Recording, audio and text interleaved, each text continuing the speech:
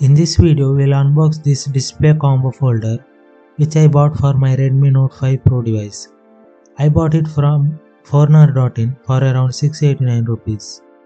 As I opted for cash on delivery, I had to pay 68 rupees while placing the order and the remaining 620 rupees while delivery. By the way, this is not the original brand display.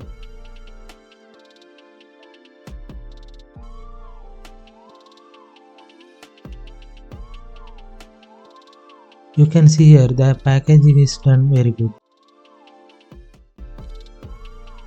Here you can see this is the display combo folder itself. In this site you can find almost every mobile spare parts. I will give the link in the description. If you want, you can check it out. If possible, I will bring the display replacement video soon. Thank you.